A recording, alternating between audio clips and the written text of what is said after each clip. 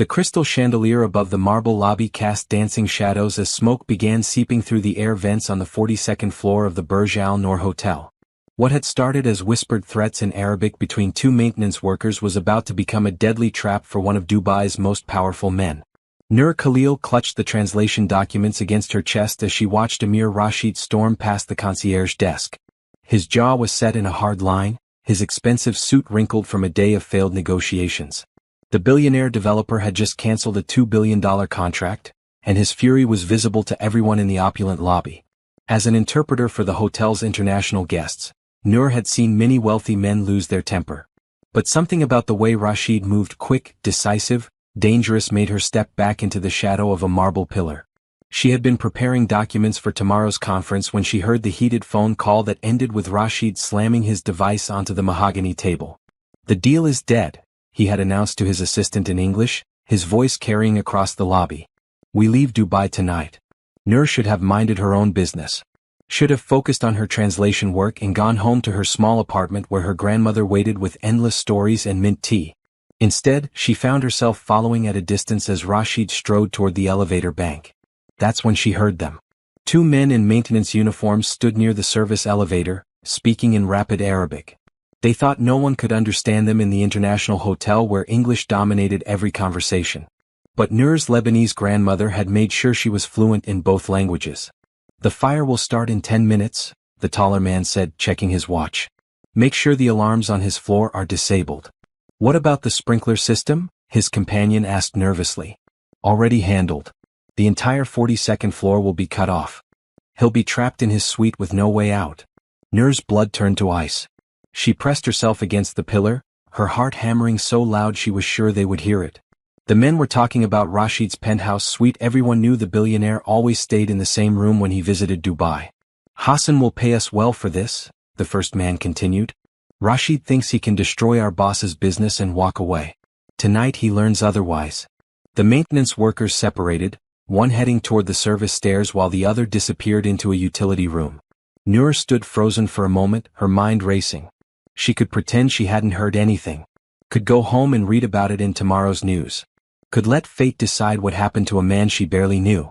But the image of smoke filling a penthouse suite, of someone trapped 42 floors above the ground with no escape, made her stomach turn.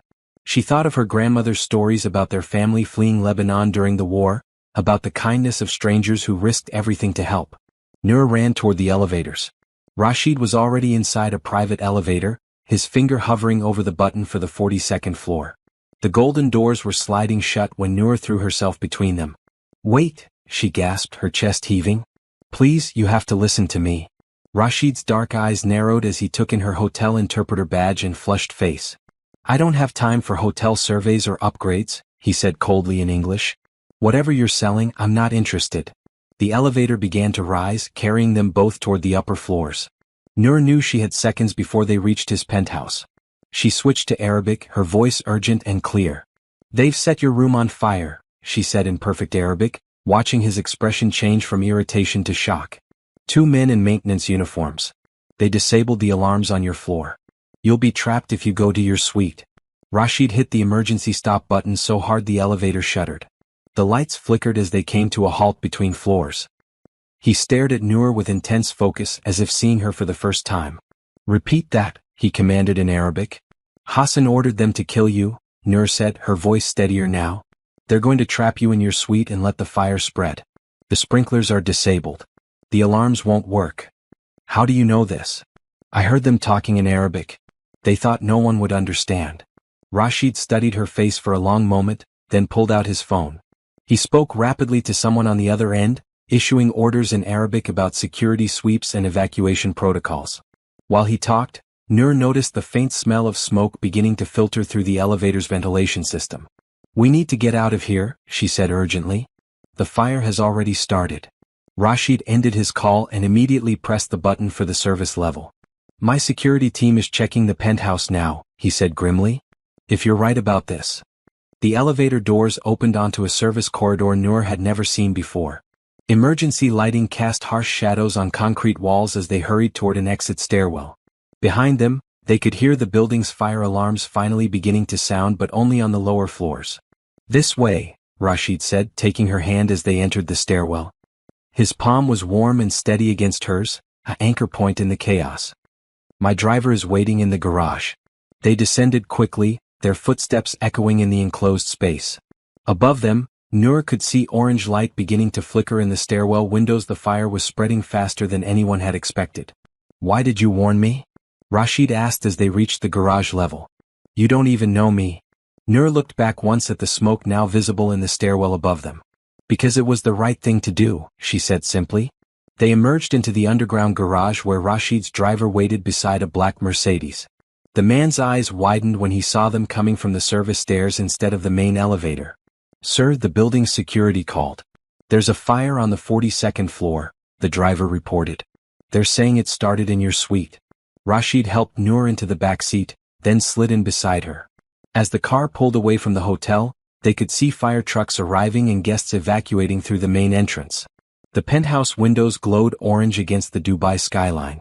You saved my life tonight, Rashid said quietly, his dark eyes serious in the dim light of the car. In my culture, that creates a debt that can never be fully repaid.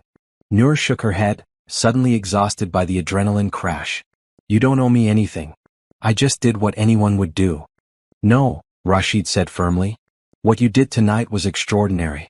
You risked your safety to warn a stranger. You could have been killed if Hassan's men had seen you. The car turned onto Sheikh Zayed Road, putting distance between them and the burning hotel. Noor watched the city lights blur past the window, reality finally setting in. She had just helped one of the richest men in Dubai escape an assassination attempt. Her quiet life as a hotel interpreter was about to become much more complicated. I'll make sure you're safe, Rashid continued. Hassan al-Maktoum is dangerous, but he's also predictable. Once he realizes his plan failed, he'll look for someone to blame. You think he'll come after me? I think he'll come after anyone who helped me tonight. Which is why you're not going back to your apartment. Noor started to protest, but Rashid raised a hand. This isn't a request, he said gently but firmly. You saved my life. Now let me save yours. As the Mercedes sped through the neon-lit streets of Dubai, Noor realized her life had just taken an irreversible turn. She thought of her grandmother waiting at home, of her job at the hotel, of the simple routine that had defined her existence for the past 2 years. All of that was over now. The moment she had thrown herself between those elevator doors, she had stepped into a world of wealth and danger that she barely understood.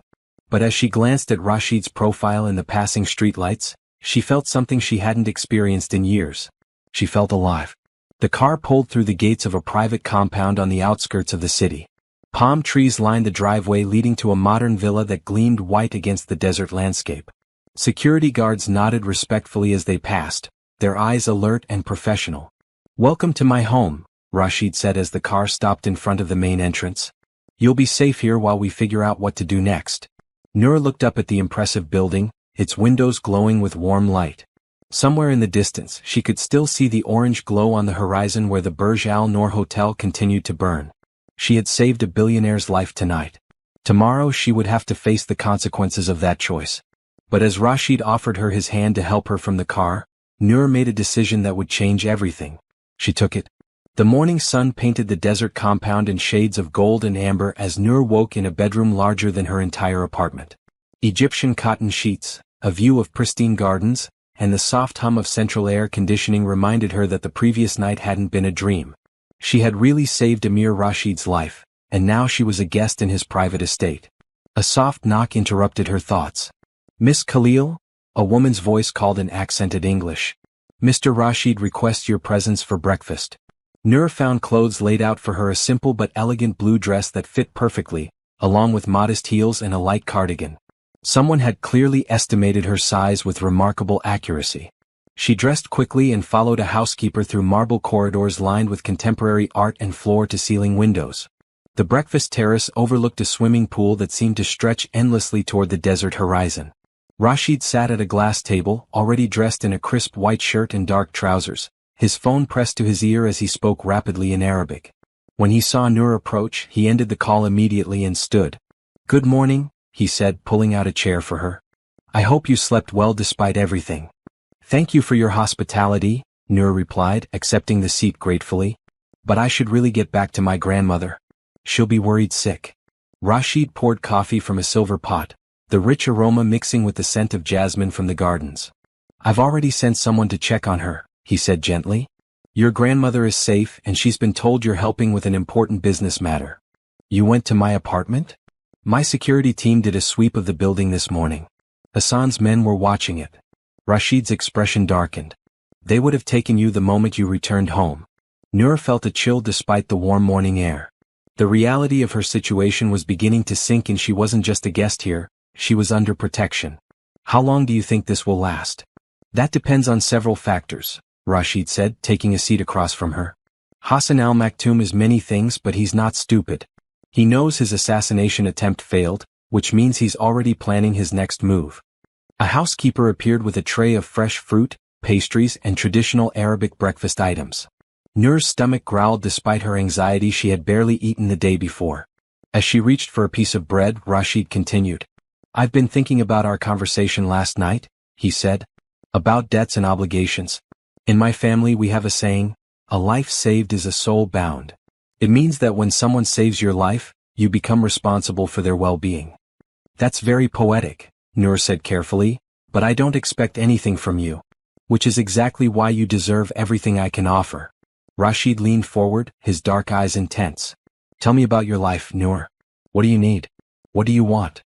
"I just want to go back to my normal life," she said honestly. "My job at the hotel, taking care of my grandmother, saving money for her medical treatments." "What kind of medical treatments?" Noor hesitated, then decided there was no point in hiding anything now. "She has diabetes and heart problems. The medications are expensive, and the doctors say she needs surgery soon. I've been working extra shifts to save enough money."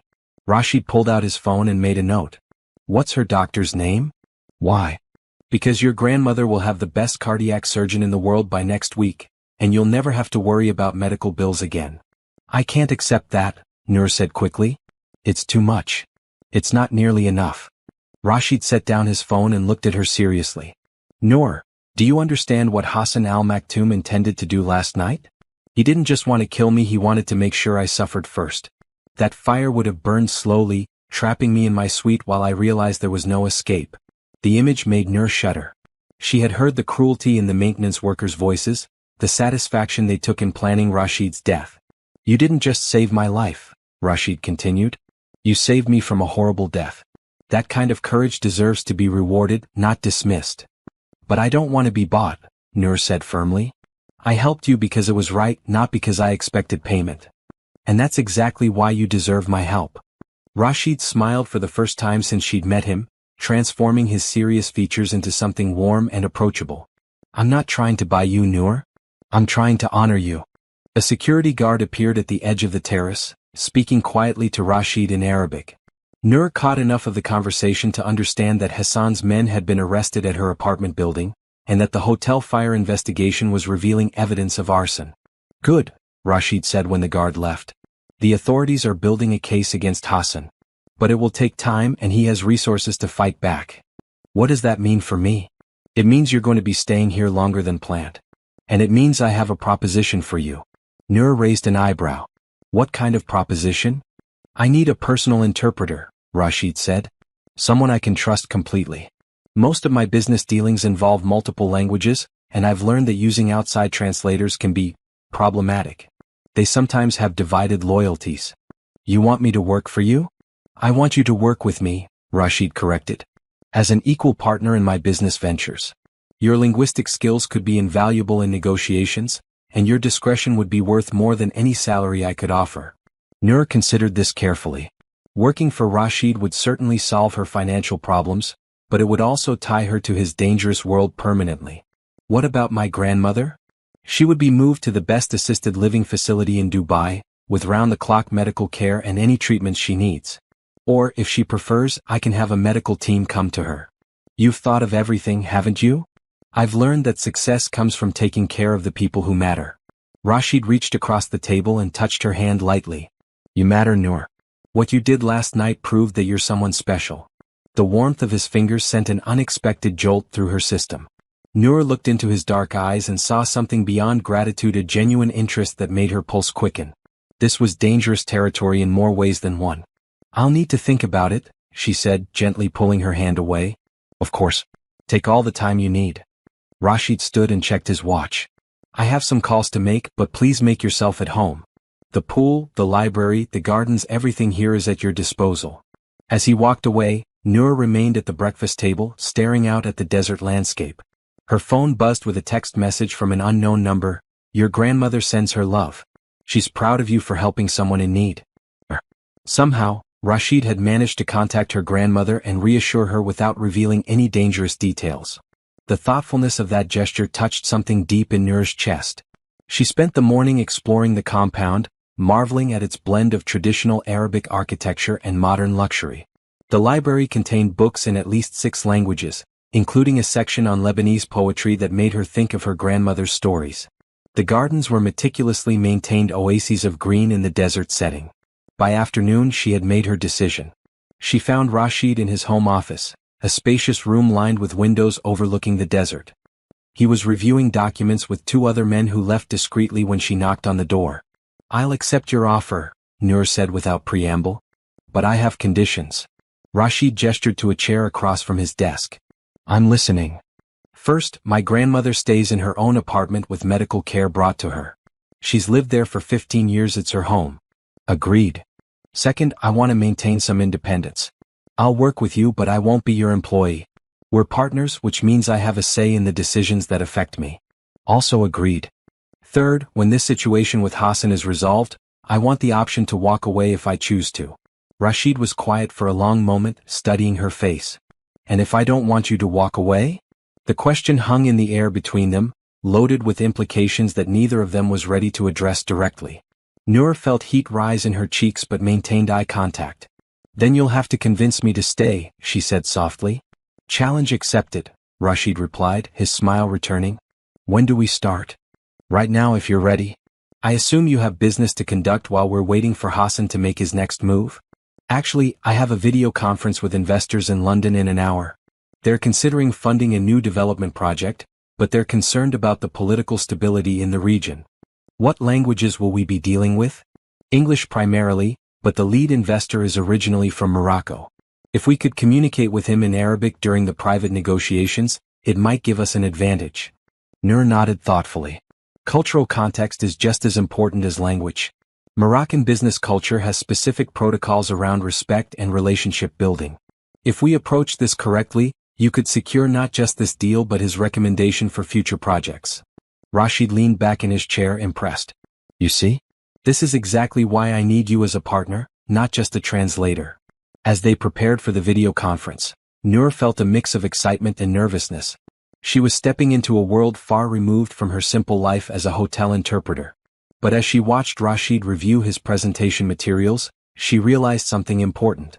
For the first time in years, she felt challenged and valued in ways that went beyond just earning money for her grandmother's care. Rashid saw her as intelligent and capable, not just helpful. It was a feeling she could get used to. The video conference went better than either of them had expected. Noor's cultural insights helped Rashid navigate sensitive topics about regional development, and her ability to switch seamlessly between languages impressed the international investors. By the end of the call, they had secured preliminary approval for a $50 million resort project. That was incredible, Rashid said as they ended the conference. You didn't just translate, you helped me understand what they really wanted to hear. Language is about connection, Noor replied. When people feel understood, they're more likely to trust you. Is that what happened with us last night? You understood something about me that made you want to help? The question caught Noor off guard. She thought about it seriously, remembering the moment she had decided to warn him about the fire.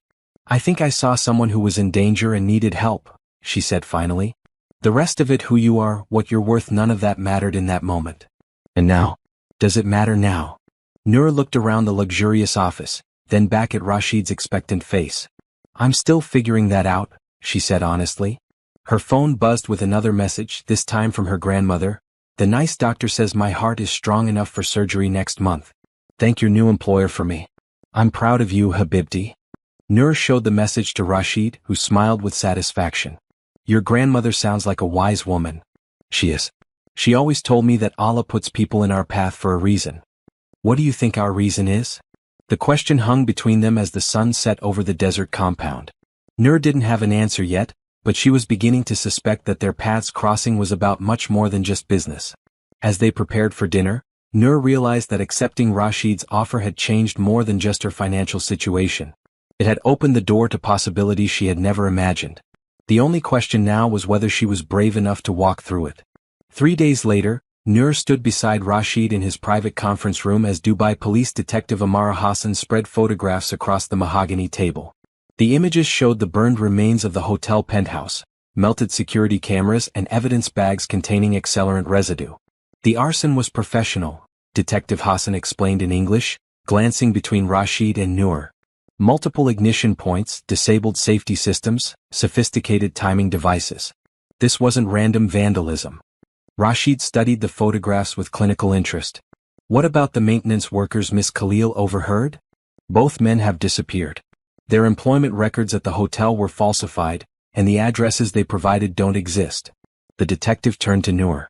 Your testimony about their conversation is crucial evidence, but we need more to build a case against Hassan al-Maktoum. Noor shifted uncomfortably in her chair. Being a witness in a criminal investigation wasn't something she had ever imagined doing. What kind of more evidence? Financial records, communications, witnesses to the planning stages. Detective Hassan closed her folder. Hassan is smart enough to keep his hands clean on paper. We need someone on the inside of his organization. Absolutely not, Rashid said firmly before the detective could continue. If you're suggesting that, Noor. I'm not suggesting anything yet, the detective interrupted. But Hassan al-Maktoum has made multiple attempts on your life over the past 5 years, Mr. Rashid. Each time, we've been unable to prove his involvement. This is the first case where we have a credible witness. After the detective left, Rashid paced the length of his office while Noor organized the business documents they had been reviewing before the meeting. The London investors had approved the resort project, and today they were supposed to start planning the next phase. Instead, they were dealing with the reality that Hassan wasn't going to give up easily. You're thinking about something, Noor observed, watching Rashid's measured steps. What is it?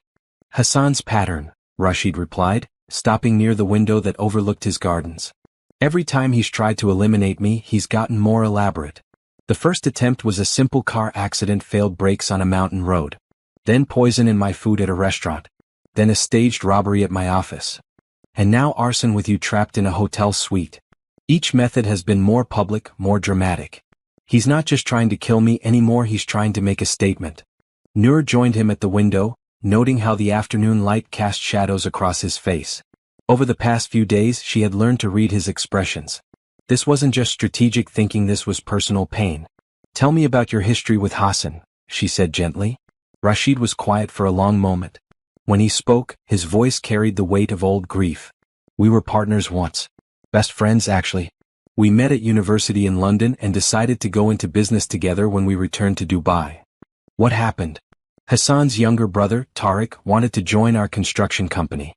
He was impulsive, reckless with money, but Hassan insisted we give him a chance. Rashid's jaw tightened. Tariq embezzled nearly $2 million from our clients' deposits. When we discovered it, Hassan begged me not to press charges. Noor could see where this was leading, and her heart ached for the impossible position Rashid must have been in. I agreed to handle it privately, Rashid continued. We would pay back the clients and Tariq would leave the company. No criminal charges, no public scandal. But Tariq panicked when he realized what he'd done. The night before we were supposed to meet with the clients, he got drunk and drove his car off a cliff on Jebel Hafit. Hassan blamed you for his brother's death. He blamed me for everything. For discovering the theft, for forcing Tariq out of the company, for not covering it up completely. In Hassan's mind, I killed his brother as surely as if I had pushed him off that cliff myself. The pain in Rashid's voice made Noor want to comfort him, but she wasn't sure how. They had developed an easy working relationship over the past few days, but the personal boundaries between them remained carefully maintained. That was 8 years ago, Rashid said. Hassan has spent every year since then trying to destroy my business and my reputation. When that didn't work, he started trying to destroy me. I'm sorry, Noor said softly. Losing a friend and gaining an enemy at the same time must have been devastating. Rashid turned from the window to look at her, surprise flickering in his dark eyes. Most people focus on the business impact or the danger to my safety. You're the first person to understand that the real loss was personal. Betrayal by someone you care about cuts deeper than any business setback, Noor replied. My grandmother taught me that the heart remembers friendship longer than the mind remembers profit. Your grandmother sounds like she has a lot of wisdom to share. She says it comes from living through enough mistakes to recognize patterns. Nur smiled. She also says that some people are put in our lives to teach us lessons, and others are put there to help us heal from those lessons. Which category do you think you fall into? The question caught Nur off guard. She looked into Rashid's eyes and felt the now familiar flutter of attraction that she had been trying to ignore. Working closely with him over the past few days had revealed layers of character that went far beyond his wealth and success. He was thoughtful with his staff, generous with his time when people needed help, and surprisingly funny during their long planning sessions. He also had a habit of bringing her tea without being asked and remembering small details about her preferences that made her feel genuinely cared for. I think, Nur said carefully, that some people fall into both categories. Before Rashid could respond, his phone buzzed with an urgent message. He read it quickly, his expression shifting from warmth to concern. What is it? Nur asked. Hassan has made contact. He wants to meet with me tomorrow night. That doesn't sound safe. It's not, Rashid agreed. But it might be our chance to get the evidence Detective Hassan needs. Hassan is arrogant enough to believe he can manipulate any situation to his advantage. You're not seriously considering meeting with him alone? Of course not. I'll have security backup and the location will be public. Rashid hesitated. Actually, I was hoping you might consider coming with me. Nur stared at him. What? Hassan suggested I bring my new translator to the meeting. Apparently, he's heard about our business partnership through his network of contacts. He knows about me? He knows you exist, but not that you're the one who overheard his men planning the arson. As far as Hassan is concerned, you're just my latest employee. The implications made Nur's stomach turn. If he finds out I was at the hotel that night? He won't, Rashid said firmly. But your presence might make him overconfident. People often say more than they should when they think they're among allies. Nur considered this carefully. The logical part of her brain screamed that meeting Hassan al-Maktoum was dangerous and unnecessary. But another part of her, the part that had risked everything to warn Rashid about the fire, wanted to see this through to the end. Where does he want to meet? The Atlantis Hotel in the main restaurant. Public, crowded, plenty of witnesses. And plenty of escape routes if things go wrong, Nur added. Exactly. Rashid moved closer to her, his expression serious. Nur, I need you to know that I would never ask you to do this if I thought there was real danger. My security team will be positioned throughout the restaurant, and we'll have a predetermined signal if we need to leave quickly. What kind of signal? If I mention the weather, we leave immediately. No questions, no explanations. Nur nodded slowly. What do you think Hassan wants? Probably to gloat about the hotel fire, maybe to make threats about future attacks. Hassan has always been theatrical. He enjoys showing off his power. And you think he'll incriminate himself in the process? I think his ego is bigger than his caution, Rashid replied. Especially if he believes he has the upper hand. That evening, as Nur prepared for dinner with Rashid's household staff, she found herself thinking about the choice ahead of her. She could refuse to attend the meeting with Hassan and remain safely in the background of this investigation. Or she could step forward and actively help bring a dangerous man to justice. The choice reminded her of the moment in the hotel elevator when she had decided to warn Rashid about the fire. Both situations required her to act despite the risks, to choose courage over comfort. Her grandmother had always said that courage wasn't the absence of fear, it was feeling the fear and choosing to do what was right anyway. As Nur looked out at the desert sunset painting the sky in shades of orange and pink, she made her decision. Tomorrow night, she would face Hassan al-Maktoum and help end his campaign of terror against the man who had become so much more than just her employer. The man who was quickly becoming someone she couldn't imagine living without. The next morning brought news that changed everything. Detective Hassan called while Nur was reviewing contracts in Rashid's office, her coffee growing cold as she concentrated on the complex legal language. Hassan al-Maktoum has left Dubai, the detective announced over speakerphone. His private jet filed a flight plan for Switzerland last night. Rashid set down his pen and leaned back in his chair. He's running? It appears so. Our investigation into the hotel fire has uncovered more evidence than expected. Financial records show payments to the maintenance workers, along with purchases of accelerants and timing devices. Hassan's lawyers probably advised him to leave the country while he still could. Nur felt a wave of relief wash over her. Does this mean it's over? Not entirely, Detective Hassan replied. We'll continue building the case and work with international authorities to bring him back for trial. But the immediate threat to both of you has been significantly reduced. After the call ended, Noor and Rashid sat in contemplative silence. The constant tension of the past week had become so familiar that its absence felt strange. I should probably start looking for an apartment, Noor said finally, and figure out how to get back to some kind of normal life. Is that what you want? Rashid asked quietly. The question hung between them like a bridge neither was sure they should cross. Over the past week, their professional partnership had evolved into something more complex. Shared meals, late-night planning sessions, and quiet conversations in the garden had created an intimacy that went far beyond business. I don't know what I want anymore, Noor admitted. A week ago, my biggest concern was saving enough money for my grandmother's medicine. Now I'm partners in a multi-million-dollar resort project and I've helped solve an arson case. And how does that feel? Terrifying and exhilarating at the same time. Noor looked around the office that had become so familiar. I keep waiting for someone to tell me I don't belong here. Rashid stood and moved to the window, his usual spot when he was thinking deeply. Do you know what I thought the first time I saw you in that elevator? That I was crazy for throwing myself between closing doors? That you were the bravest person I'd ever met.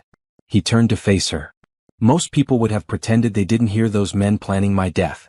They would have told themselves it wasn't their responsibility. Maybe I just have poor judgment, Noor said with a self-deprecating smile. No, you have extraordinary character.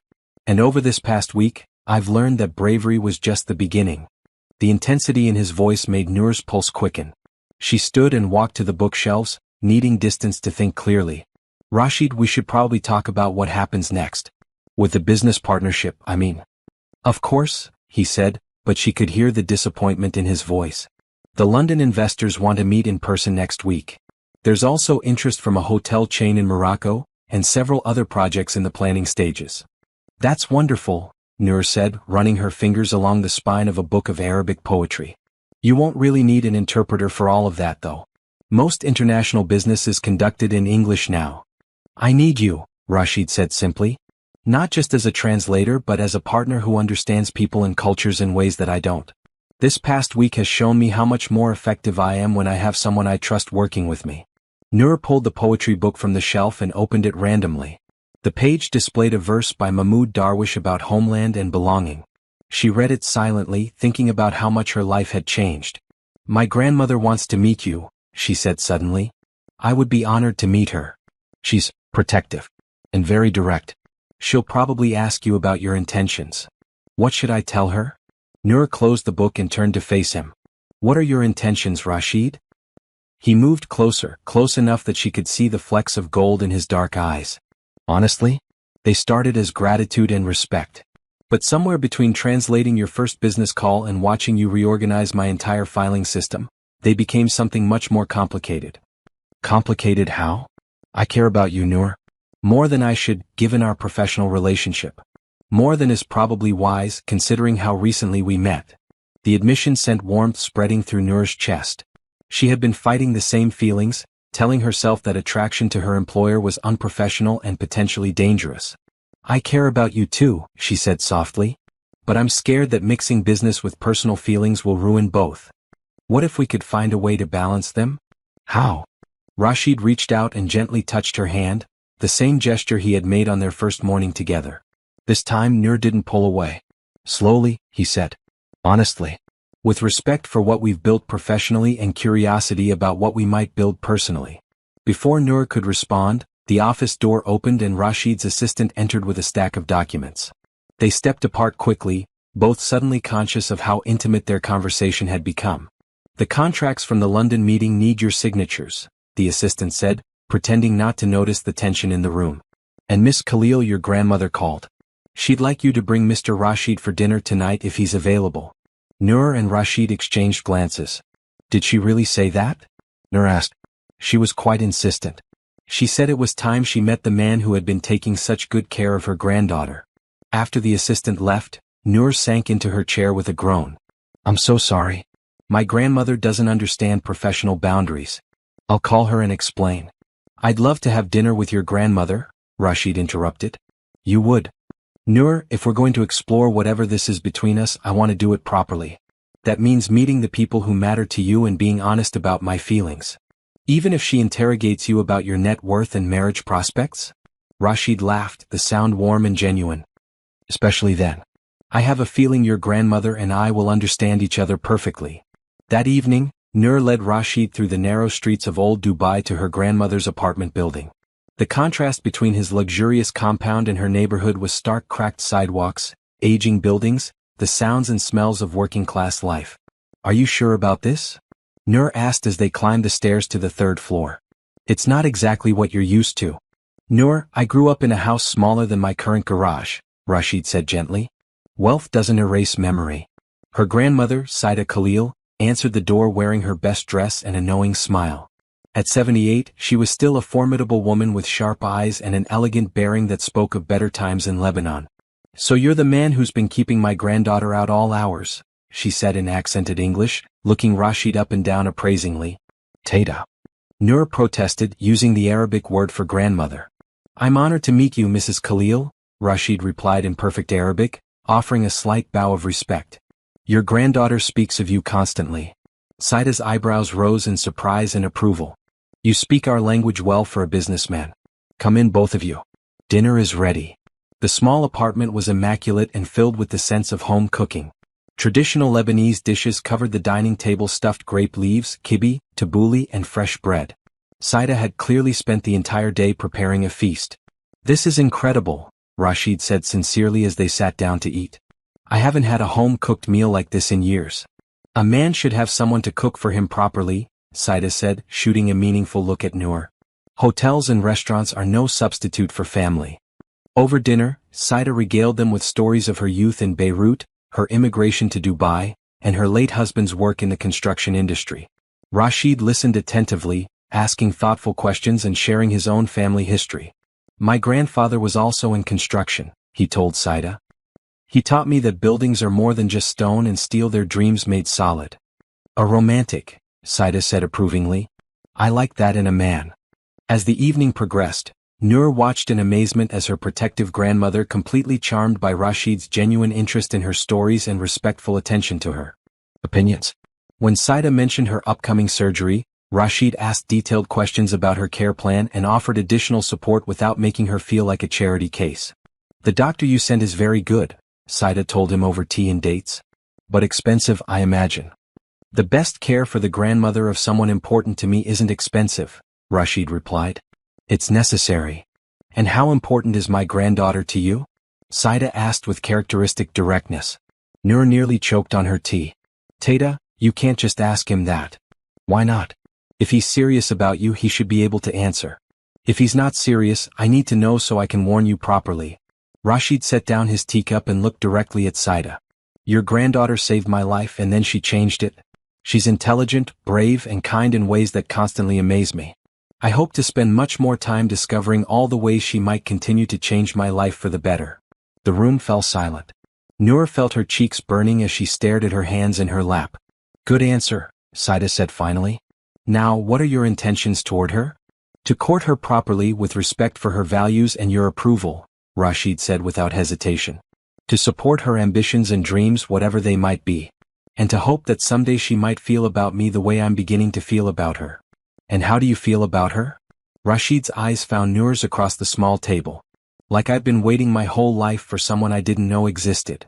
The admission hung in the air between them, honest and vulnerable and completely unexpected.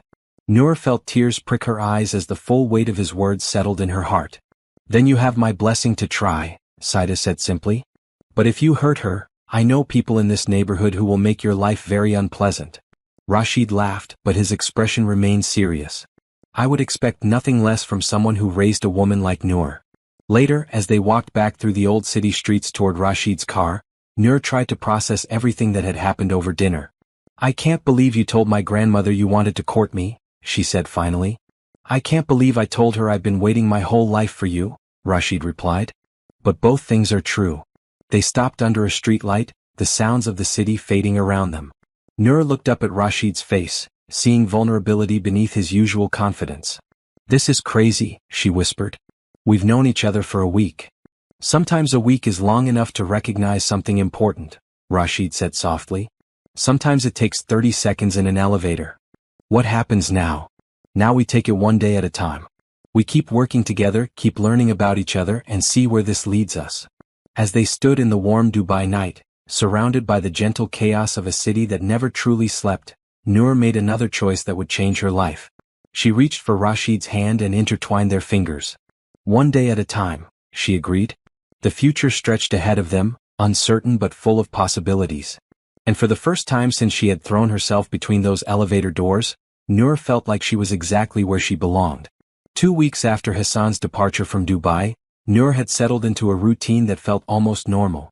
She spent mornings at Rashid's compound working on business projects, afternoons visiting her grandmother who was recovering well from her surgery, and evenings exploring the city with Rashid as their relationship slowly deepened. It was a perfect Tuesday morning when everything changed. Noor was leaving her grandmother's apartment building, her arms full of leftover Lebanese food that Saida insisted she take back to feed that skinny businessman properly, when she noticed the black sedan parked across the street. The same car had been there yesterday morning and the day before that. She quickened her pace toward the main road where Rashid's driver waited, but the sedan's engine started as soon as she began walking. Her heart rate spiked as the car pulled into traffic behind her. Noor reached for her phone to call Rashid, but before she could dial, 2 men stepped out of an alley directly in front of her. They were dressed in casual clothes but moved with the purposeful coordination of professionals. "Miss Khalil," the taller man said in accented English. "Please come with us. Someone wants to speak with you." "I don't think so," Noor replied, backing away while scanning for escape routes. The street was busy with morning traffic, but the pedestrian areas were relatively empty. "It wasn't a request," the second man said, revealing a small knife tucked into his jacket. "Our employer has questions about your relationship with Emir Rashid." Awesome. Somehow, even from Switzerland he was still orchestrating attacks. Noor's mind raced through her options. She could scream for help, but the men would likely disappear before anyone could respond. She could run, but they had positioned themselves to cut off her path to the main road. She could comply and hope that Rashid's security team would track her location. Before she could decide, the distinctive sound of motorcycle engines filled the street.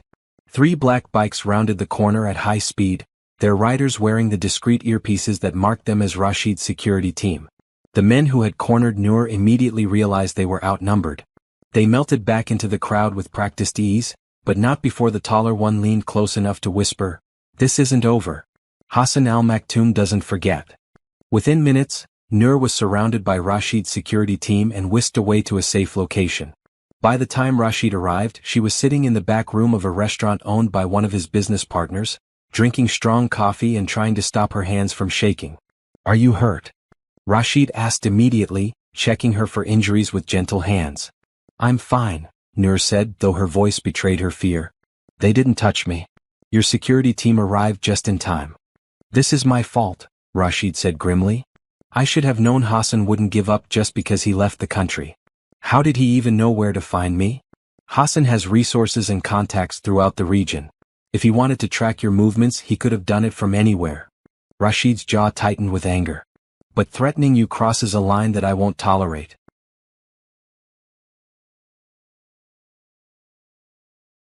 The head of security, a quiet man named Khalid, approached their table with a tablet displaying surveillance footage. "We've identified the vehicles and tracked their movements. They had your grandmother's building under surveillance for at least 3 days." Noor's blood turned cold. "My grandmother, is she safe?" "She's fine," Khalid assured her. "We've had a discreet security presence in her building since the hotel incident. But this confirms that Hassan is targeting anyone close to Mr. Rashid." "What does this mean?" Noor asked, looking between Rashid and his security chief. "It means you're moving to the compound permanently," Rashid said in a tone that brooked no argument. "And it means we're going to end Hassan's campaign once and for all." "How?" "By giving him what he wants," Rashid replied. "A face-to-face confrontation." Khalid frowned. "Sir, with respect, that's exactly what Hassan is hoping for.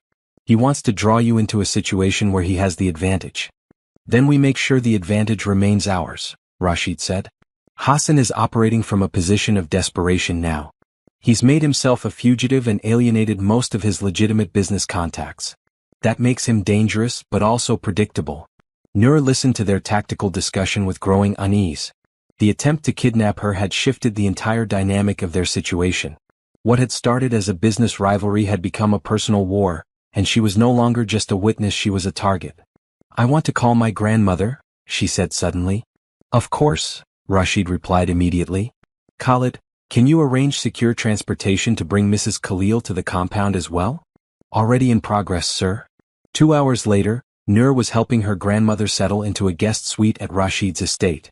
Saida took the luxury accommodations in stride, more concerned about the security implications than the marble bathrooms and silk curtains. "This Hassan man," she said as Nur unpacked her medications. "He's the one who tried to burn down the hotel?" "Yes, Taida. And now he's trying to use me to get to Rashid." Saida nodded thoughtfully. "In Lebanon we had men like this during the war. Men who let hatred consume their judgment. They always make the same mistake." "What mistake?" "They underestimate the power of people who choose to protect each other instead of destroying each other." That evening Rashid found Nur on the terrace overlooking the desert. She had been staring at the sunset, lost in thought about how quickly her life kept changing direction. "How are you feeling?" he asked, settling into the chair beside her. "Like I'm in a movie that I never auditioned for," Nur replied honestly. 3 weeks ago, I was worried about paying my grandmother's medical bills. Now I'm hiding in a billionaire's compound because an international fugitive wants to kidnap me. Do you regret warning me about the fire?" Nur considered the question seriously. "No.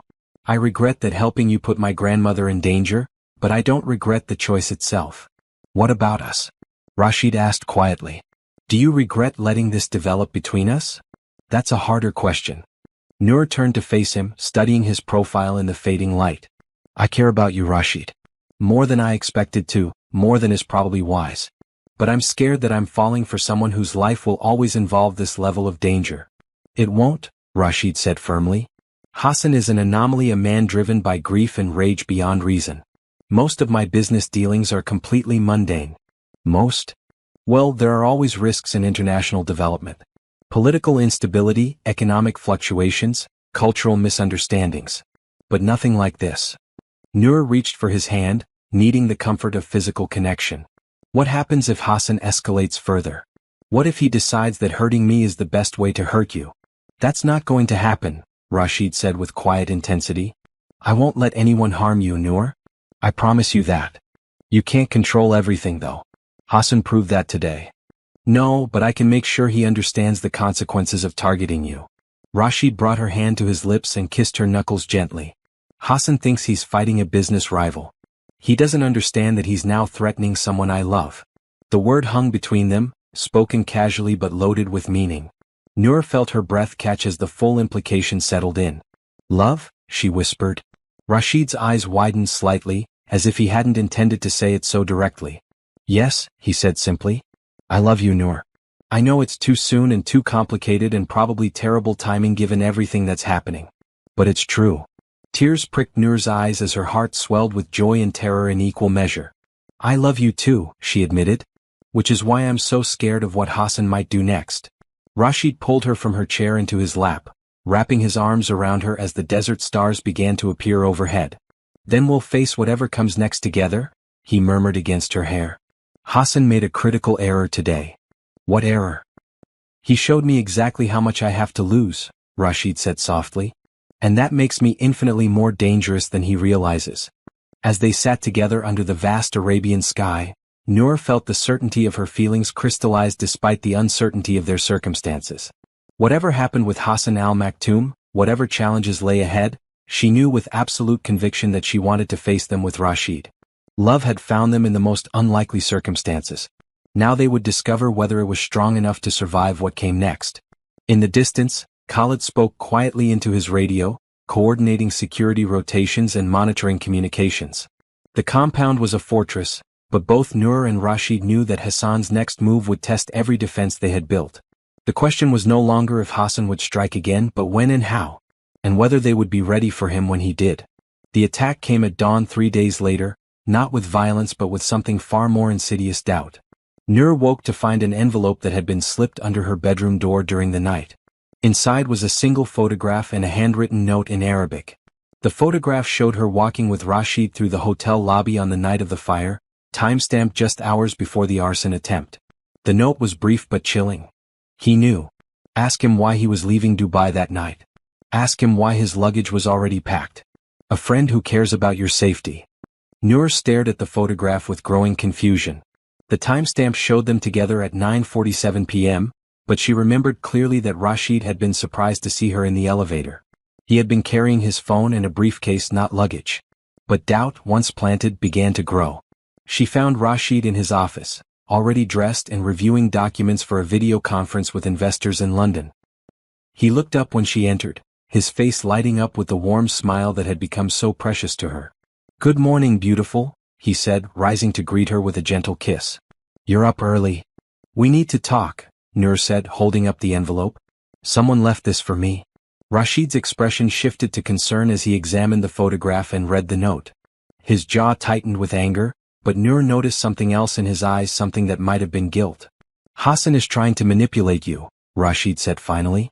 "This is exactly the kind of psychological warfare he specializes in." "The photograph is real though," Noor said carefully. "The timestamp shows us together hours before I warned you about the fire. Yes, we were both in the hotel that evening. I had dinner with potential investors before the final contract negotiations. But you were leaving Dubai that night?" Rashid was quiet for a moment, his expression unreadable. "Noor, you have to understand. Just answer the question, please. Were you planning to leave Dubai that night?" "Yes," Rashid admitted. "After the contract negotiations failed, I decided there was no point in staying. I had my assistant book a flight for the next morning." "But you went up to your suite anyway? Even though you were leaving?"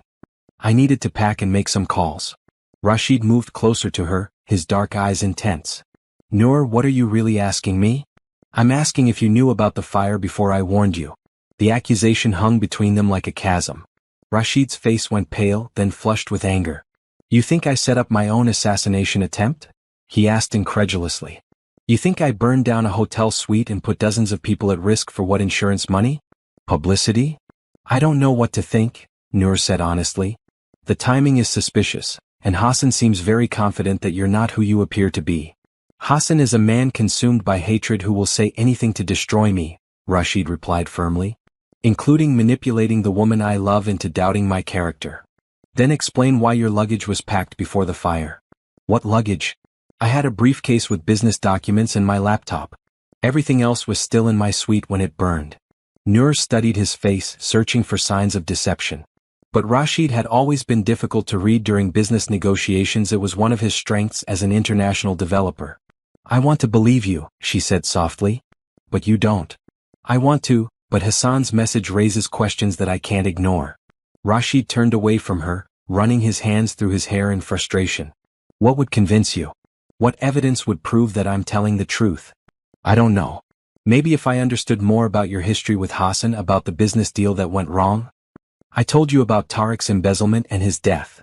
You told me Hassan's version of events. But what if there's more to the story?" Rashid was quiet for a long moment, staring out the window at his gardens.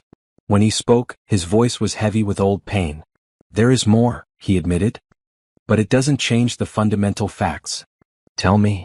Rashid returned to his desk and opened a locked drawer, retrieving a folder thick with documents.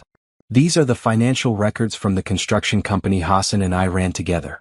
The evidence of Tariq's embezzlement, the client complaints, the missing deposits." Noor examined the papers carefully. Her language skills helped her understand the Arabic financial terms, and the pattern of theft was clear and extensive. "Tariq stole nearly $3 million over 6 months, Rashid continued. "When Hassan and I confronted him, he broke down completely. He begged us not to involve the police, promised he would pay everything back. But he didn't have the money? He had gambling debts. The money was gone, and he owed even more to some very dangerous people." Rashid's expression darkened. "That's when Hassan came to me with a proposal." "What kind of proposal?" "He wanted me to use my personal assets to cover Tariq's debts, both the money he stole and what he owed to the gambling syndicates. In exchange, Hassan would sign over his share of our company to me." Noor looked up from the documents. "You would have owned the entire business? And absorbed all the liability for Tariq's crimes," Rashid said. "Hassan was essentially asking me to sacrifice my financial future to save his brother's life." "What did you tell him?" "I said I needed time to think about it. The amount was enormous, enough to bankrupt me if the business failed. But I also knew that if we didn't pay the gambling syndicates, they would kill Tariq." "So what happened?" Rashid sat heavily in his chair, the weight of memory evident in his posture. Before I could give Hassan my answer, Tariq drove his car off that cliff. The police investigation showed alcohol and drugs in his system, along with evidence that he'd been beaten recently, probably by the people he owed money to. Hassan blamed you for not agreeing to the deal immediately? Hassan blamed me for everything. For discovering the theft, for considering involving the police, for not instantly agreeing to bankrupt myself to save Tariq. In his grief, he convinced himself that I could have prevented his brother's death if I had been more generous or more loyal. Nur absorbed this information, trying to reconcile it with Hassan's claims about Rashid's character. What about the clients whose money was stolen? I paid them back anyway, Rashid said quietly. Every dollar Tariq had taken, plus interest and compensation for the delays in their projects. It took me 3 years to recover financially. Even though you weren't legally obligated to do so? Even though Hassan never acknowledged the sacrifice or thanked me for protecting our clients. Rashid's voice carried deep hurt. Instead, he spent the next 8 years trying to destroy everything I built. Nur set down the financial documents, her mind spinning with the implications. If Rashid was telling the truth, then Hassan's vendetta was based on misplaced grief and unreasonable expectations. But if Hassan was right about Rashid's character? I need some time to think, she said finally. How much time? I don't know. Maybe I should go stay with my grandmother for a few days, get some perspective away from all this. Absolutely not, Rashid said firmly. Hassan's people are still out there, and you're not safe outside this compound. Then I'm trapped here until I decide whether to trust you or suspect you? You're protected here until we resolve this situation with Hassan once and for all. The distinction felt important, but Nur wasn't sure she understood the difference anymore.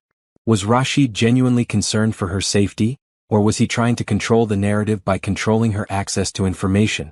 I'm going to spend the day with my grandmother, she said, standing to leave. Your security team can accompany me if necessary, but I need space to think clearly. Nur, wait. Rashid caught her hand as she passed his desk. I understand why Hassan's message has shaken your trust. But please remember that everything between us started with you saving my life. If I were capable of the kind of deception Hassan is suggesting, would I have needed your help that night? It was a good point, but Nur's emotional confusion made it difficult to think logically. Maybe that's exactly what you're counting on me to believe, she said softly. The hurt that flashed across Rashid's face was so genuine that it made her chest ache.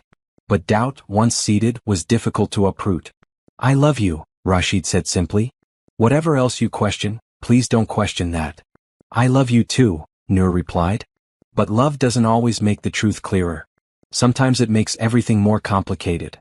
As she left his office, Nur felt the weight of an impossible choice. Either the man she loved was exactly who he appeared to be, honorable, generous, and worthy of her trust, or he was a master manipulator who had orchestrated their entire relationship. The thought that she might have fallen in love with an illusion terrified her more than any threat from Hassan al-Maktoum ever could. But as she spent the day listening to her grandmother's stories and seeking wisdom in familiar rituals of tea and conversation, Nur began to realize that the answer lay not in the accusations and evidence swirling around them. It lay in her own heart, and in the choice between fear and faith that every love story ultimately demanded. Hassan's second message arrived that evening while Nur was having dinner with her grandmother in the compound's guest quarters. This time it came as a phone call to her personal number, a number that should have been secure and private. Miss Khalil, the familiar voice said when she answered. I hope you've had time to consider the photograph I sent. Nur's blood turned cold. She gestured frantically to her grandmother, who immediately understood and moved to alert Rashid's security team. What do you want, Hassan? Nur asked, trying to keep her voice steady. To save you from a very dangerous man, Hassan replied smoothly. Amir Rashid has convinced you that I'm the villain in this story, but the truth is much more complicated. I've heard your version of events. Have you? Or have you only heard what Rashid wanted you to know? Hassan's voice carried the practiced charm of a skilled manipulator. Tell me, did he mention that my brother Tariq tried to call me the night he died?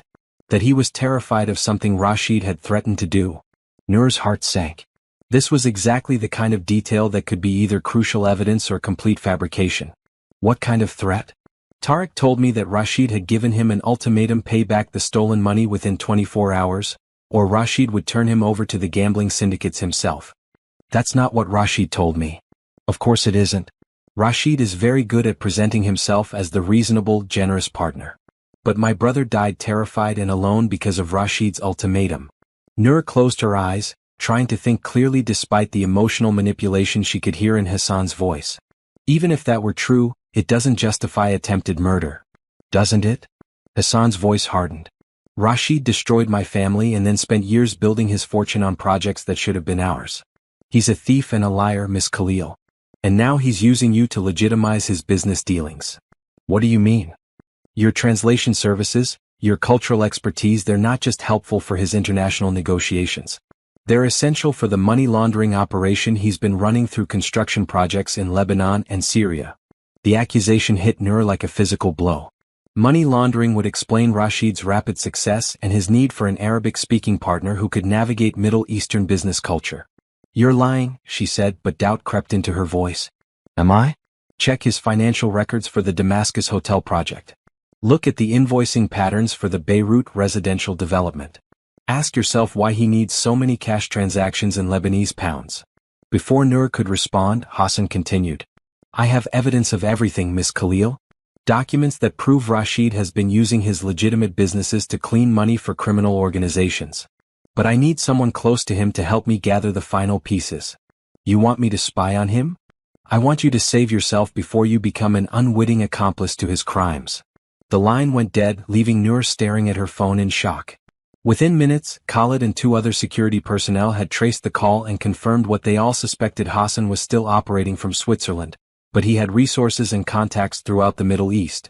When Rashid arrived at the guest quarters, his face was grim with concern. What exactly did he say? Noor repeated Hassan's accusations about Tariq's final phone call and the alleged money laundering operation. With each detail, she watched Rashid's expression grow darker.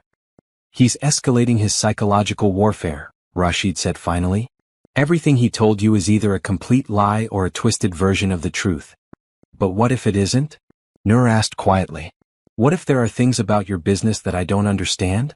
Rashid studied her face for a long moment, then made a decision that would change everything between them. Come with me, he said. It's time you saw everything. He led her through the compound to a section she had never visited before, a secure office complex with reinforced doors and sophisticated security systems. Inside, banks of computers displayed real-time financial data from construction projects across the Middle East. This is my actual business, Rashid said, gesturing to the screens. Every transaction, every contract, every payment, all of it tracked and documented according to international banking regulations.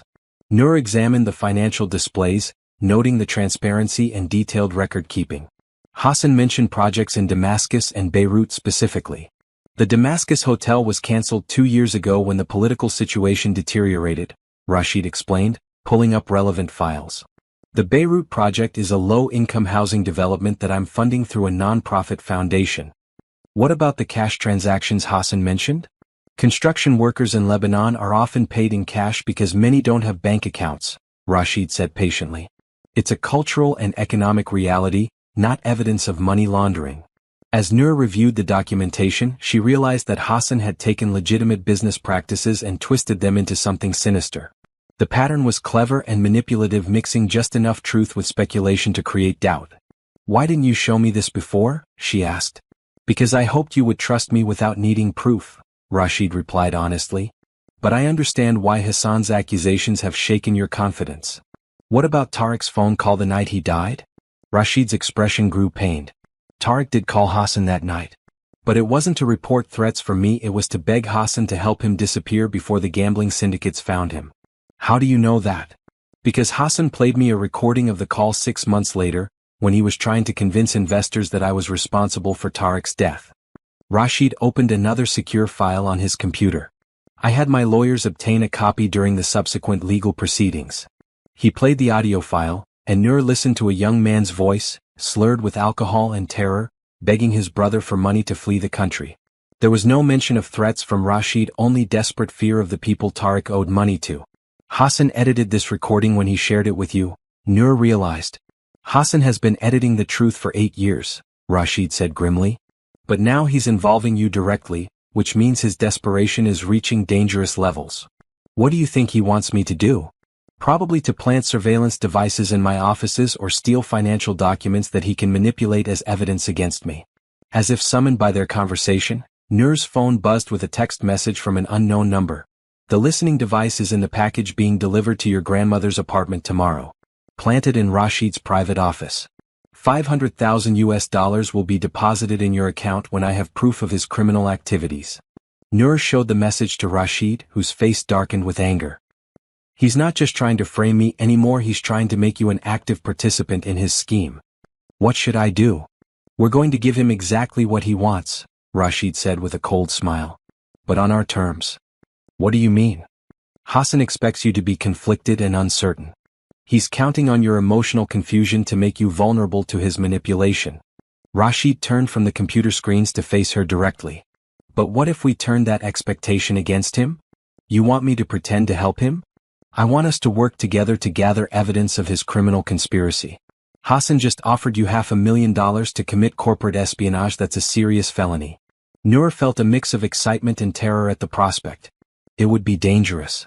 Extremely dangerous, Rashid agreed. Which is why I'll understand completely if you refuse. You've already done more than enough to help me. What would we need to do? Accept his offer, take the listening device, and arrange a meeting where he reveals his full plan. My security team would monitor everything, and Detective Hassan would have the evidence she needs to issue an international arrest warrant. Noor considered the proposal carefully. It would require her to lie convincingly to a dangerous man while trusting completely in Rashid's protection. But it would also end Hassan's campaign of terror once and for all. If I do this, she said slowly, I need to know that you'll be honest with me about everything from now on. No more protective secrets, no more edited versions of the truth. I promise you complete transparency, Rashid said solemnly. About my business, my past, and my feelings for you. And if something goes wrong? If Hassan realizes it's a trap, then we'll face the consequences together. Rashid took her hands in his dark eyes intense. But I believe we can end this, Noor. I believe we can build a future without Hassan's shadow hanging over us. Noor looked into the face of the man she loved, weighing trust against doubt, courage against caution. In the end, the choice came down to a simple question. Did she believe in their partnership enough to risk everything for the chance at a peaceful future? Let's do it, she said finally. Let's end this. As they began planning their counter-operation against Hassan al-Maktoum, Noor felt the same mixture of fear and determination that had driven her to warn Rashid about the hotel fire. Once again she was choosing to act despite the risks, to trust in something bigger than her own safety. But this time she wasn't acting alone. This time she had a partner who valued her courage and trusted her judgment. Together they would face Hassan's final gambit and discover whether their love was strong enough to survive the test of fire. The listening device arrived the next morning, concealed inside a package of specialty Lebanese tea that was delivered to Saida's apartment. It was sophisticated technology, a tiny transmitter that could be hidden virtually anywhere and would broadcast conversations to a secure frequency.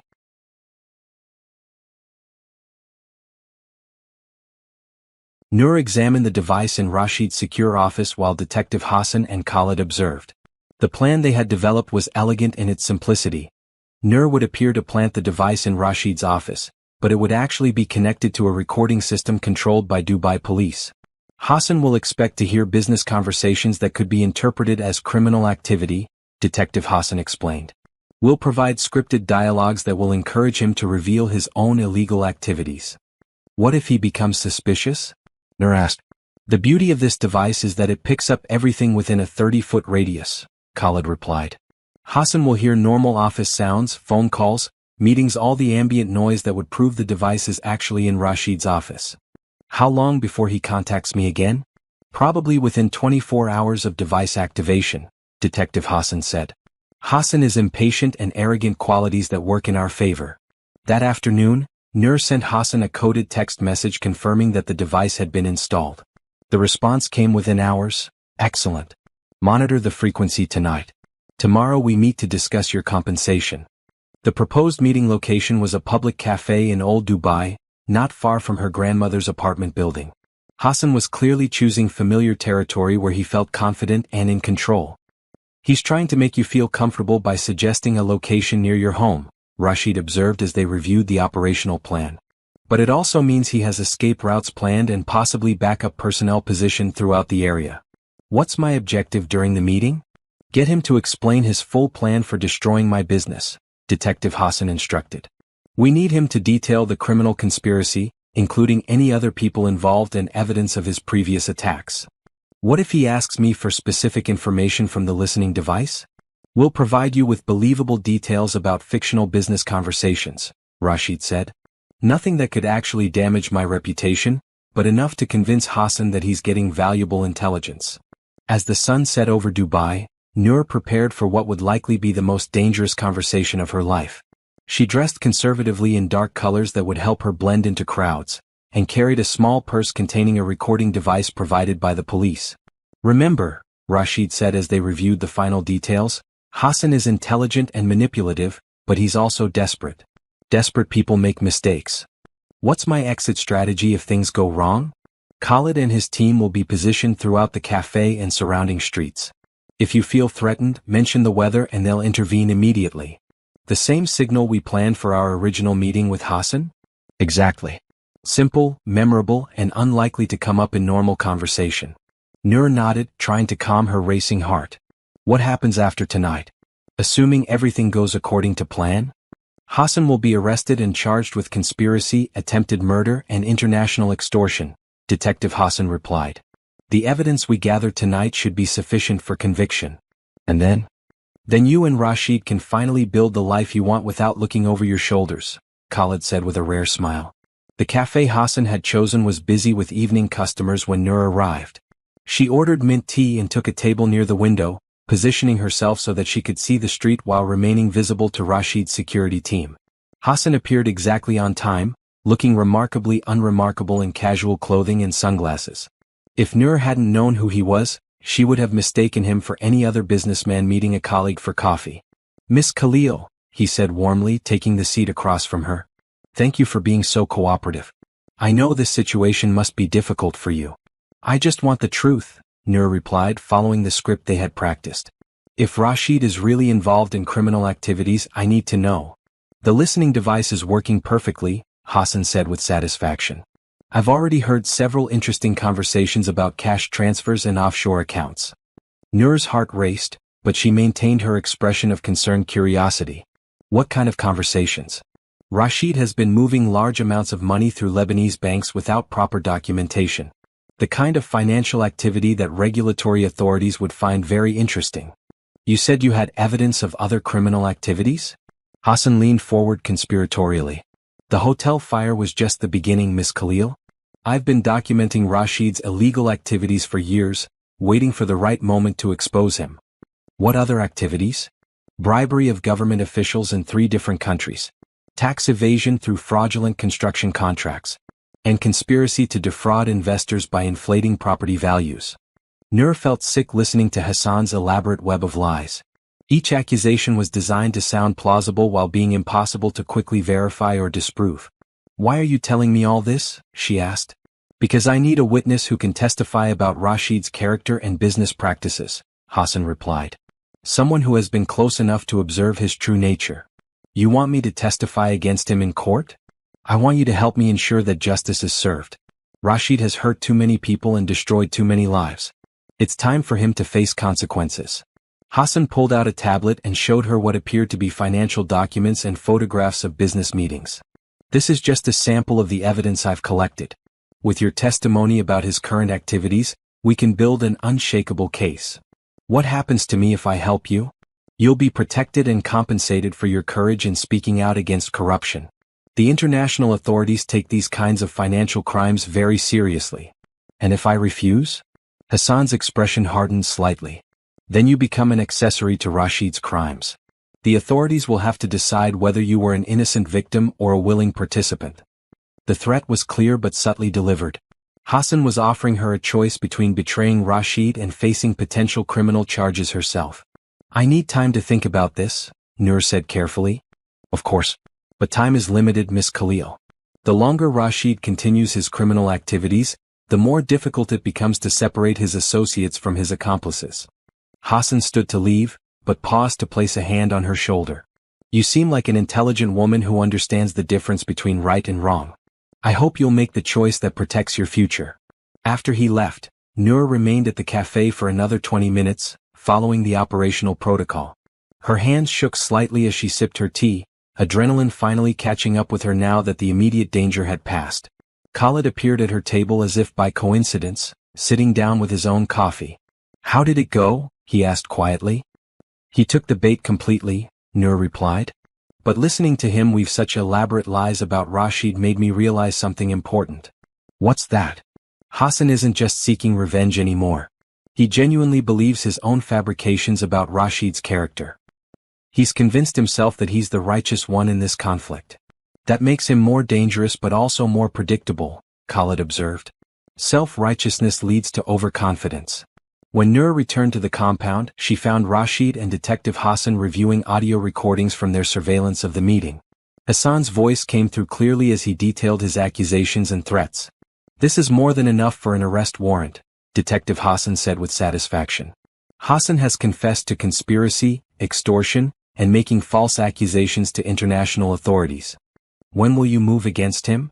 Rashid asked. "Tomorrow morning. Swiss authorities have agreed to cooperate with the arrest, and we have enough evidence to request immediate extradition."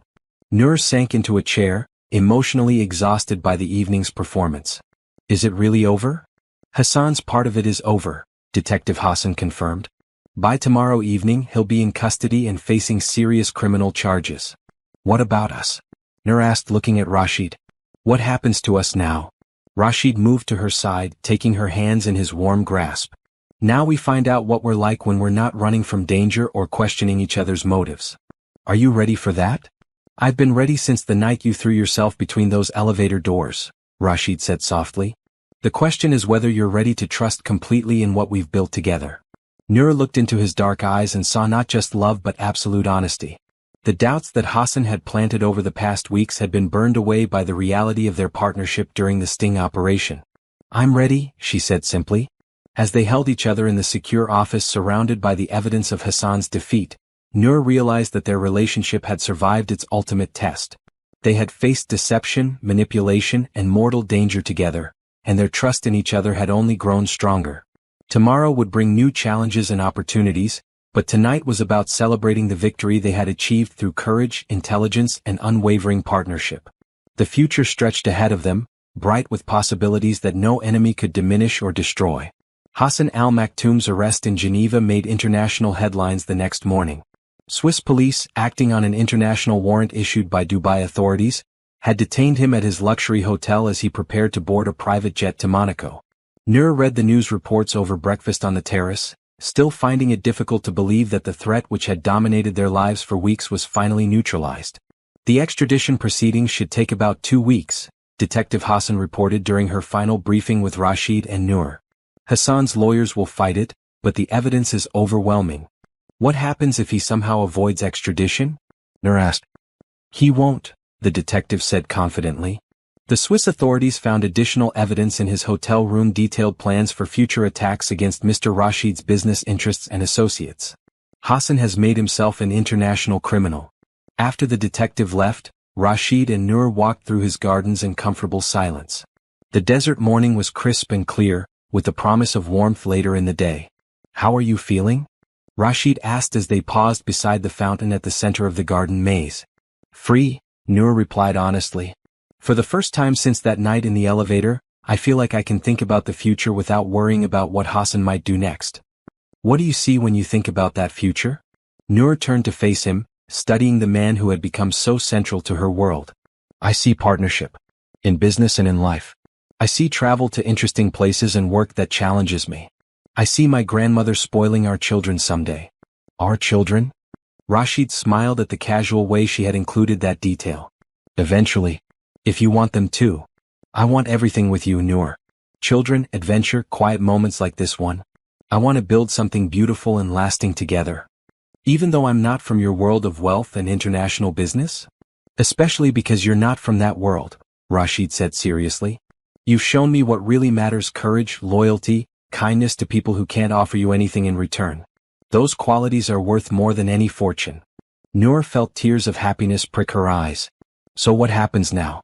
Do we just go back to working together and pretend the past month of chaos never happened?"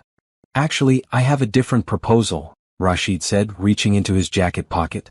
"I think it's time we made our partnership official in every possible way." Noor's breath caught as he withdrew a small velvet box and dropped to one knee beside the fountain. "Noor Khalil," he said, his voice gentle but steady, "you saved my life and then you transformed it completely. You've been my partner in danger and in triumph, my translator and my teacher, my friend and my love. Will you marry me?" The ring inside the box was stunning but understated, a classic solitaire diamond set in platinum, elegant and timeless rather than ostentatious. "Yes," Noor whispered, then louder, "Yes, of course, yes." Rashid slipped the ring onto her finger with hands that trembled slightly with emotion. When he stood to kiss her, Noor felt the rightness of the moment settle into her bones like certainty made solid. "When?" she asked against his lips. "Whenever you want. Tomorrow, next month, next year, I'm not going anywhere." "Soon?" Noor decided. "I want to be your wife soon." They spent the rest of the morning making calls to share their news. Saida's reaction was typically direct. "It's about time. I was beginning to think you were both too stubborn to admit what was obvious to everyone else."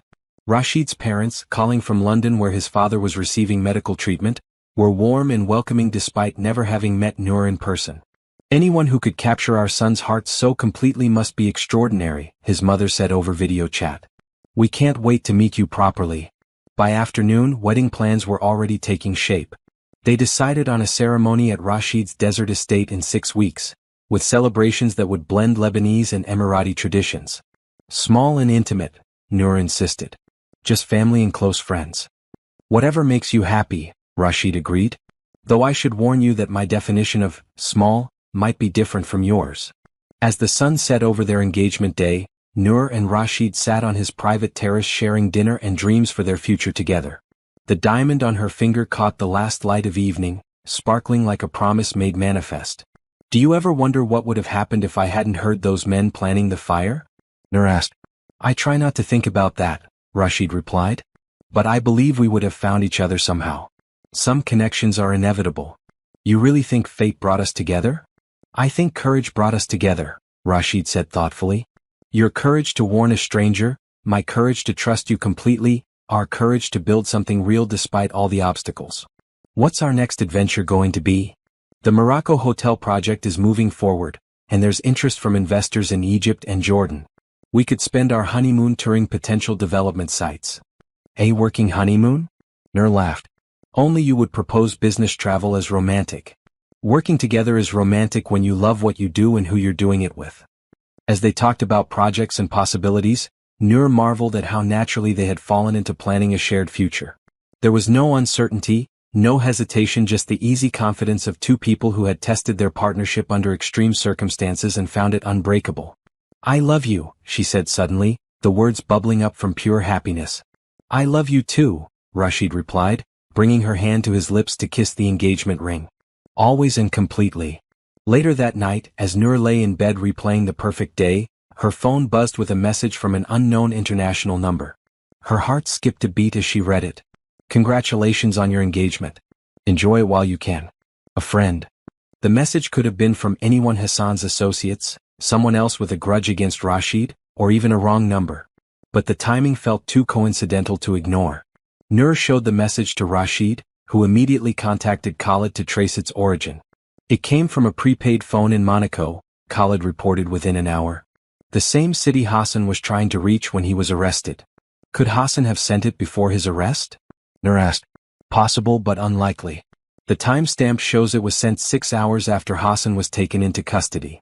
"Then someone else is continuing his campaign," Rashid concluded grimly. "We'll investigate thoroughly," Khalid promised. "But it could also be someone trying to capitalize on the situation for their own purposes." Despite the reassurances, Noor felt a chill of unease.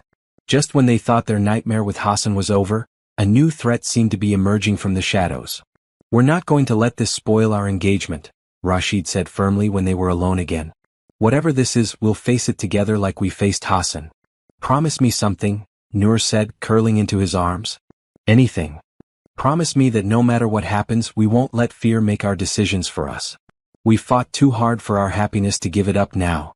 "I promise," Rashid said, his voice strong with conviction. "No one will ever again have the power to threaten what we've built together." As they held each other in the darkness, both of them hoped that promise would be easier to keep than it sounded. The future they had planned together was worth fighting for, but they were about to discover that some enemies were more persistent than others. The mysterious message turned out to be nothing more than a cruel prank by one of Hassan's former business associates trying to cause psychological damage from a distance. Within days, Khalid's investigation had traced the source and confirmed that no real threat existed.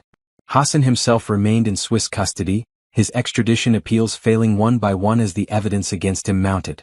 Detective Hassan reported that he would likely face trial in Dubai within 2 months, followed by a lengthy prison sentence. 6 weeks after their engagement, Noor and Rashid were married in a ceremony that perfectly blended their two cultures. The wedding took place at sunset in Rashid's desert gardens, with traditional Lebanese music mixing with Emirati customs as two families became one. Saida, resplendent in a gown chosen specifically for the occasion, walked Noor down the aisle since her father wasn't alive to perform the honor. "Your parents would be so proud," she whispered as they approached the altar where Rashid waited in traditional white robes.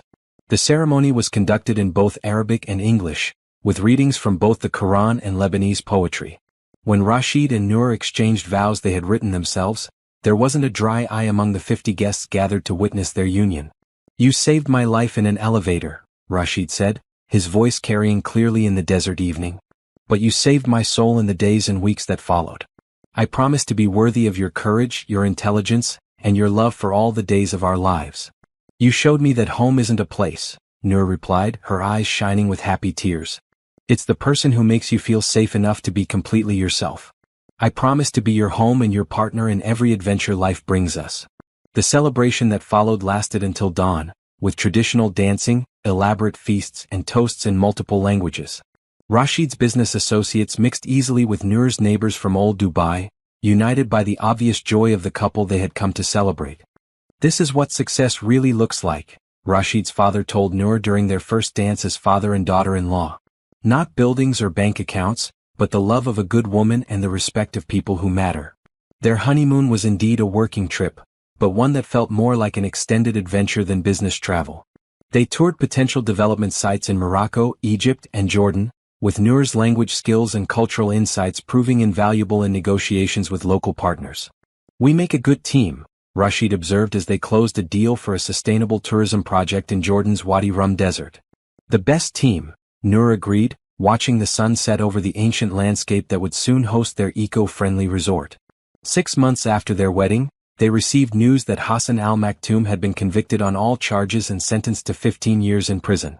The trial had revealed the full extent of his obsession with destroying Rashid, including evidence of at least 12 separate attempts over 8 years.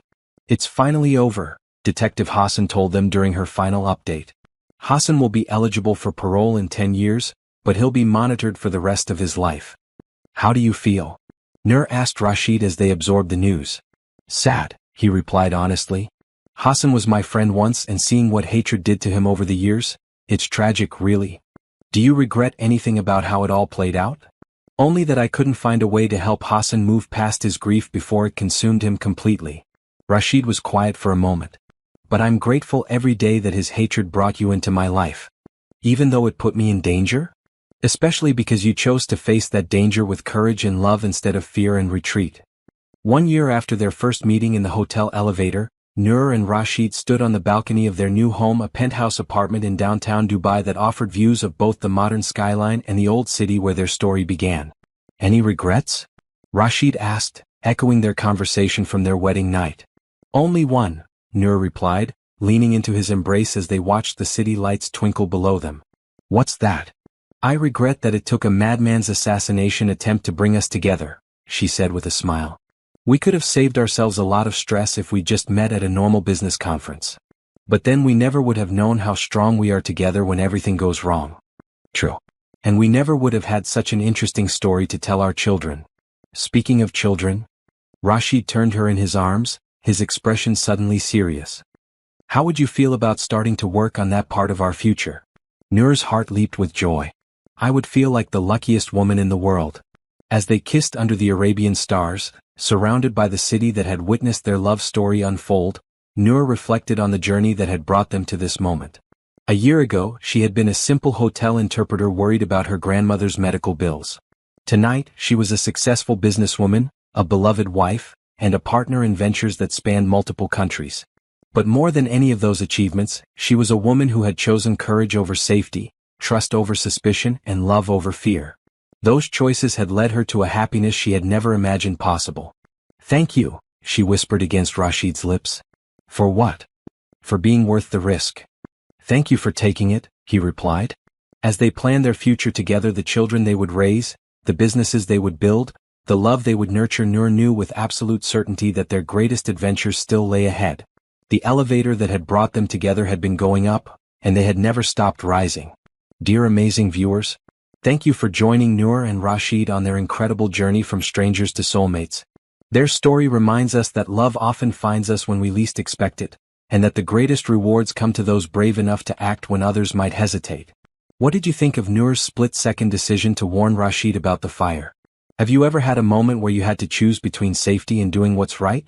And which part of their romance touched your heart the most, their first meeting, their business partnership, or their wedding in the desert? Share your thoughts in the comments below. I love hearing from readers about which moments resonated most with them.